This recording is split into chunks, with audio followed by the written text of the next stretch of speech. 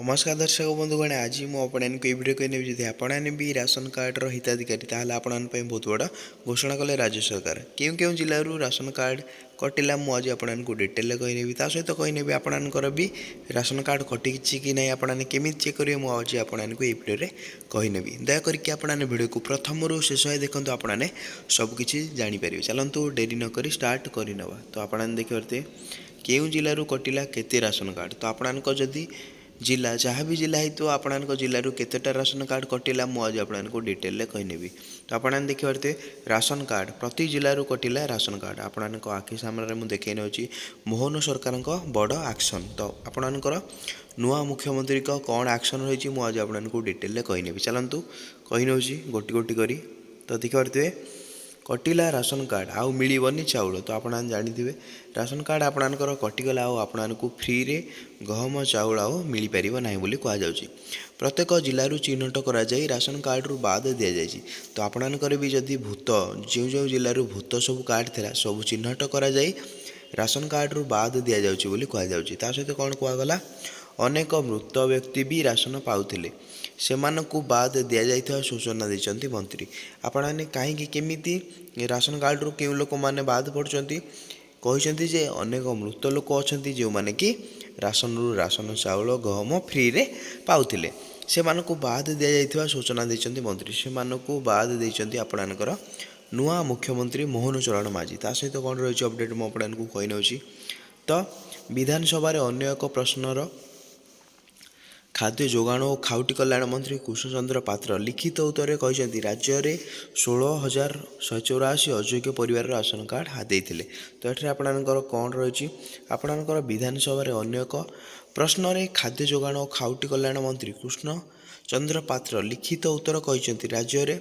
16,184 अयोग्य परिवार ration card रे राशन चाउल गहम पाउथिले तो आपने एमती लोक अच्छा जो मैंने कि 16,000 रु अधिक हिताधिकारी सहित 184 जन अयोग्य हिताधिकारी जो मैंने कि राशन चाउल गहम पायापाई अयोग्य से माने किंतु राशन कार्ड को हाथेकी से चाउल गहम मागणार पाउथिले बोली कहते तो आपने क्लीयर हेल्ले मुझे आपको कही सहित कौन रही अपडेट मुझे आपको कही नौ तो आपने देखिए से ही परिवार सदस्यों संख्या 61,822 जन तो आपने देखिए से जो फैमिली रहा आपणकर 16,000 जो फैमिली थिला तांकर सदस्य केते तो मोट सदस्य आपने देखिए आपण आखि सामने 61,822 जन राशन कार्डटा थिला तो आपने देखिए पाखापाखि आपणकर आपन तो समस्त जानते 61,822 जन सदस्यों राशन कार्ड थिला ता सहित कौन रही अपडेट मुझे आपको कही नौ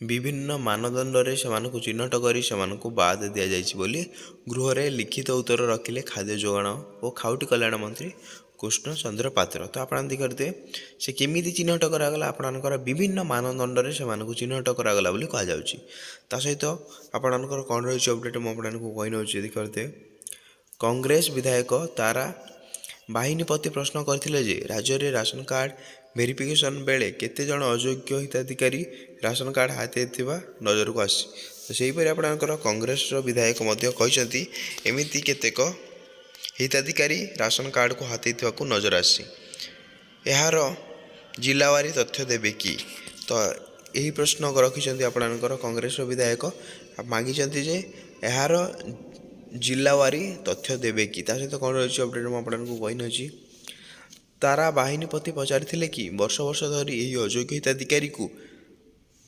समस्त सुविधा नेउथिले यह द्वारा सरकार प्रचुर क्षति होता तो आपने तो सी कौन प्रश्न रही आपणकर तारा बाहिनीपति रखिंट जो वर्ष वर्ष धरी से अयोग्य हिताधिकारी समस्त यही राशन कार्ड समस्त सुविधा नौथिले सहित सरकार बहुत क्षति होता सहित अयोग्य हिताधिकारी मानक ठारू ये समस्त किभली आदाय करा एवं सेमानकु की प्रकार दंड दिज्व यही दिगरे कौन विचार करछंती ताहा कहतु बोली प्रश्न रखिंट आपणकर कांग्रेस विधायक तो आपने तो जापारे ता सहित कौन रही अपडेट मुझे कही नौ डिटेल देखिए यार उत्तर खाद्य जोगाण मंत्री कृष्णचंद्र पात्र कहते तो आपणकर यार उत्तर कृष्णचंद्र पात्र कौन कहते राज्य में EKYC जांच प्रक्रिया समय तो आपणकर जो EKYC तापर वर्तमान सुधा 3,28,000 932 ମୃତ ବ୍ୟକ୍ତିଙ୍କ ରାସନ କାର୍ଡ଼ ତଥ୍ୟାବଳୀରେ ଚିହ୍ନଟ କରାଯାଇଛି ଓ ସେମାନଙ୍କୁ ବାଦ ଦିଆଯାଇଛି ବୋଲି କୁହାଯାଉଛି। ତାପରେ କ'ଣ ରହିଛି, ଏହାର ପ୍ରଶ୍ନ ପରେ ତାପରେ ରାଜ୍ୟରେ EKYC ଯାଞ୍ଚ ପ୍ରକ୍ରିୟା ଷ୍ଟାର୍ଟ ହୋଇଯାଇଛି। ତାପରେ ଯାଞ୍ଚ ହେଲା ପରେ ମୃତ ବ୍ୟକ୍ତି କେତେ ଲୋକ ପାଇଛନ୍ତି? 3,28,932 ମୃତ ବ୍ୟକ୍ତିଙ୍କୁ ରାସନ କାର୍ଡ଼ ହାତେଇ ଥିବାରୁ ଜଣାପଡ଼ିଛି, ଆଉ ସେମାନଙ୍କୁ ବାଦ ଦିଆଯାଇଛି ବୋଲି କୁହାଯାଉଛି। କ୍ଲିୟର ହେଲା ଆପଣମାନେ? ତା ସହିତ କ'ଣ ରହିଛି ଅପଡ଼େଟ୍ ମୁଁ ଆପଣଙ୍କୁ କହିନେଉଛି। ସେହିଭଳି କ୍ଷେତ୍ର ତର୍ଜମା ସମୟରେ ସମୁଦାୟ 16,884 କୋଟି ଅଯୋଗ୍ୟ ରାସନ କାର୍ଡ଼ ଯାହାର ପରିବାର ସଦସ୍ୟଙ୍କ ସଂଖ୍ୟା 61,882 ଜାରି କରାଯାଇଥିବା ବାଦ ଦେବା ମାନଦଣ୍ଡ ଭିତରେ ଚିହ୍ନଟ ହୋଇ ବାଦ ପଡ଼ିଛନ୍ତି। ତା ସହିତ କେତେ ପରିବାର ଆପଣଙ୍କର ସମୁଦାୟ 16,184 କୋଟି ଅଯୋଗ୍ୟ ରାସନ କାର୍ଡ଼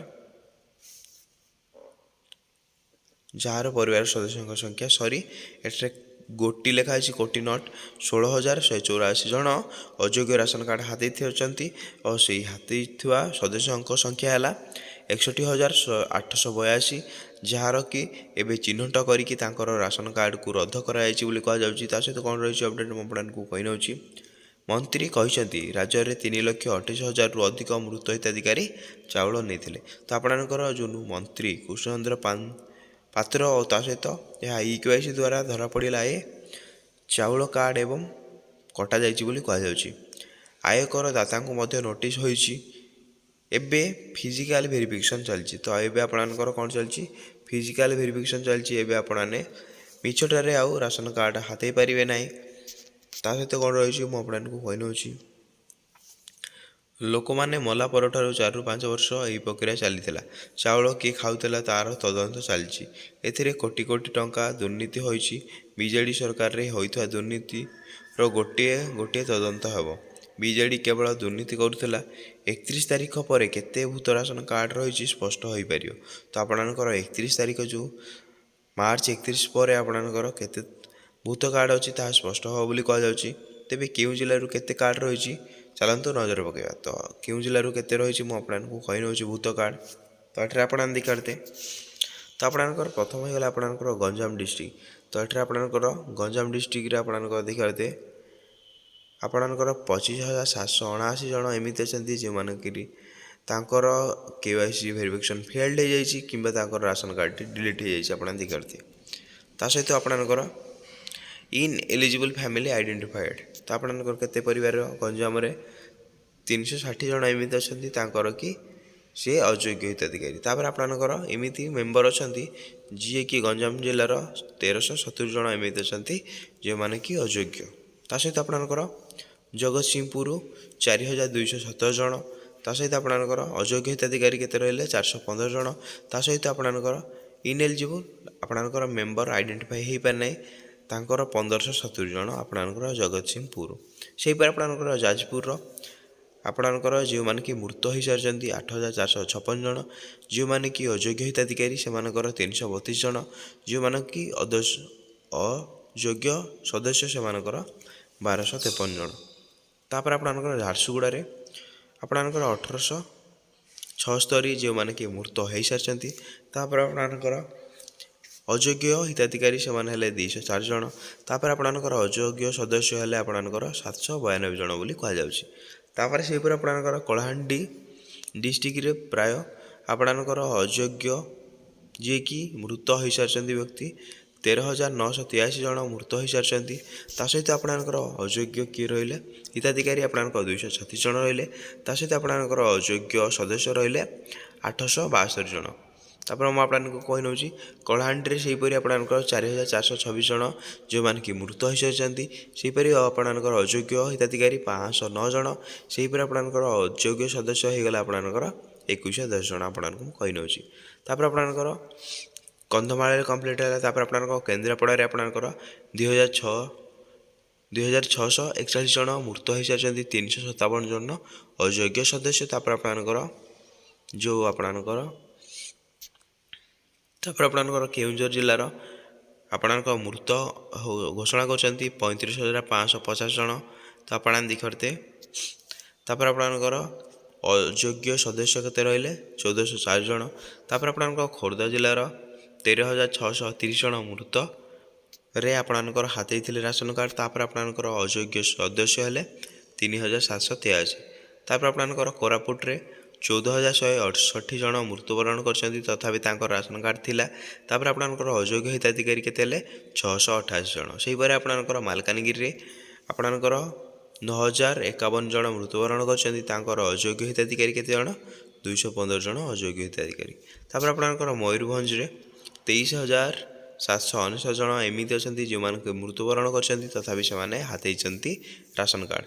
ଅଯୋଗ୍ୟ ଦେଖିପାରୁଥିବେ। ତାପରେ ଆପଣଙ୍କର ନବରଙ୍ଗପୁରରେ ଆପଣଙ୍କର 9,484 ଜଣ ଯେଉଁମାନେ କି ମୃତ୍ୟୁବରଣ କରିଛନ୍ତି।